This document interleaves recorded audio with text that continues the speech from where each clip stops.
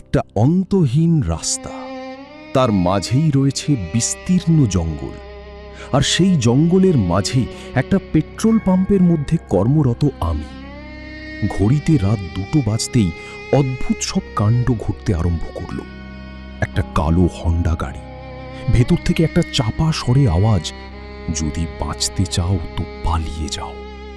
তারপর কিছু কালো ছায়ার আগমন, আর তাদের উৎপাতে মেঝেতে অজ্ঞান হয়ে পড়ে থাকা আমার শরীর।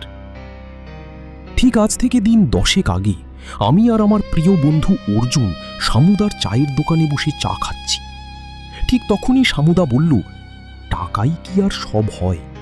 জীবনে বেঁচে থাকলে এরকম কত টাকা যাবে আসবে। আমার নাম নিখিল, বাবা একজন ভ্যান চালক। আমাদের বাড়ির নুন আনতে পান্তা ফুরায় অবস্থা। আমার পড়াশোনার পিছনে বাবার জমানো পুঁজি সব শেষ। বাবা ভেবেছিল হয়তো পড়াশোনা করে একটা চাকরি বাকরি করে আমি সংসারের হাল নিজের কাঁধে তুলে নেব। সে গুড়ে বালি। হাজার চেষ্টার পরেও আমি কোনো চাকরি জোটাতে পারি না। যেখানেই কাজ করতে গিয়েছি বেতন কম, কাজ বেশি, তাই আমার আর কাজ করে ওঠা হয় না। শামুদার কথাটা শুনে আমার মনে বেশ কৌতূহল জাগল, তাই প্রশ্নটা করেই ফেললাম, কেন গো, কি এমন কাজ যে বেশি বেতন দেবে কিন্তু জীবনের ঝুঁকি আছে? কথাটা শুনেই শামুদা একটা খবরের কাগজ আমার সামনে এসে ধরল। আমি পড়তে শুরু করলাম। তাতে লেখা আছে যে আড়াবাড়ি জঙ্গলের মাঝে একটা পেট্রোল পাম্প রয়েছে। দিনে 12 ঘন্টা ডিউটি, রাত 12টা থেকে সকাল 12টা পর্যন্ত, থাকা খাওয়ার জন্য আলাদা টাকা, আর শুধু বেতনটাই মাস গেলে 40,000 টাকা। নিচে মোবাইল নম্বরও দেওয়া আছে মালিকের। আমি পকেট থেকে ফোনটা বার করে মালিককে ফোনটা লাগাতেই যাব, ঠিক তখনই শামুদা বলে উঠল, শোনো ভাই, সবই তো ঠিক আছে, কিন্তু তোমাকে বলে রাখি, ওই পেট্রোল পাম্পটা কিন্তু জঙ্গলের পুরো মাঝে। ফোনের জন্য সিগন্যাল তো পাবেই না, আর বিপদে পড়লে ডাকলে হাঁকলেও কেউ পাশে এসে দাঁড়াবে না। আর সবচেয়ে বড় কথা, সেটা হলো ওই পেট্রোল পাম্পে কাজ করতে যাওয়া প্রায় বেশিরভাগ ছেলেই আর কোনোদিন বাড়ি ফিরে আসেনি। পরের দিন সকালেই তাদের মৃতদেহ উদ্ধার করা হয় পেট্রোল পাম্প থেকে।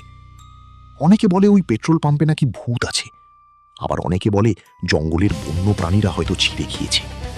তাই আগেই তোমাকে সাবধান করে দিলাম, যা সিদ্ধান্ত নাও না কেন একটু ভেবে চিন্তে নিও। সে যাই হয়ে যাক, আমি তো এমনিতেই আর বেঁচে নেই। বাড়ির লোক উঠতে বসতে খোঁটা দেয় আমি বেকার বলে। তার চেয়ে তো ভালো যদি চাকরি করতে গিয়ে প্রাণ যায় তো যাক, কোনো সমস্যা নেই। তারপর আমি আর দেরি না করে পেট্রোল পাম্পের মালিককে ফোনটা করেই ফেলি। তিনি বলেন যে আজ তো মাসের 1 তারিখ, তাহলে তুমি আজ থেকেই কাজে জয়েন দিয়ে দাও। তাই আমিও দেরি না করে বাড়ি গিয়ে ব্যাগ গুছিয়ে বাস ধরে রওনা দিয়ে দিই সেই পাম্পের উদ্দেশ্যে। বাড়িতে সেইভাবে আমি কিছু বলে আসি, শুধু বলেছি যে আমি চাকরি করতে যাচ্ছি। তারপর বাসটা এসে থামলো সেই পাম্পটাতে। আমি ব্যাগটা নিয়ে নেমে পড়লাম। সেখানে এখন একজন কাজ করছে, তার 12 ঘন্টা ডিউটি, সে রাত 12টা পর্যন্ত থাকবে। আমাকে দেখেই সে বলল, ভেতরে অফিসে গিয়ে বসো। আমি অফিসে গিয়ে চুপ করে বসে থাকলাম। ভাবলাম একবার বাড়িতে ফোন করে বলে দেব, কিন্তু ফোনটা বার করতেই দেখি নেটওয়ার্কের কোনো নাম গন্ধ নেই। রাত 11:30 বাজতেই সেই দাদাটা এসে বলল, আমার ডিউটি শেষ, এবার তোমার পালা। তবে একটা কথা বলে দিই, ড্রয়ারে একটা খাতায় সব নিয়মকানুন লেখা আছে, একটু পড়ে নি। বলেই সেই দাদা বেরিয়ে চলে গেল।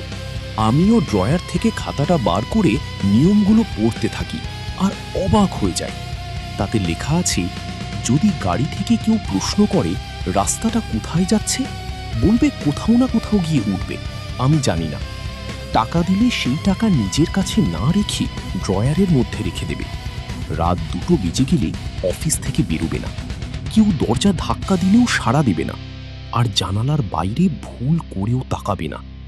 আমি নিয়মগুলো পড়ে খুব ভয় পেয়ে যাই। ভয়ে আমি বাথরুমে চলে যাই চোখে মুখে জল নেওয়ার জন্য। সেখানেই একটা পুরনো খবরের কাগজে আমার চোখ পড়ে। খবরের কাগজটা খুলে আমি পড়তে থাকি। হঠাৎ একটা অ্যাক্সিডেন্টের উপর আমার নজর পড়ে।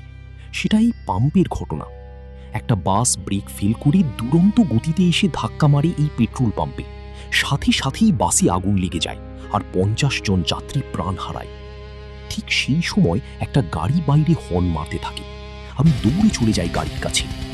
গিয়ে দেখি একটা কালো রঙের হন্ডা গাড়ি দাঁড়িয়ে আছে। আমাকে বলল, ফুল ট্যাঙ্ক করে দাও। আমি কিছু না বলে তেল ভরতে থাকি।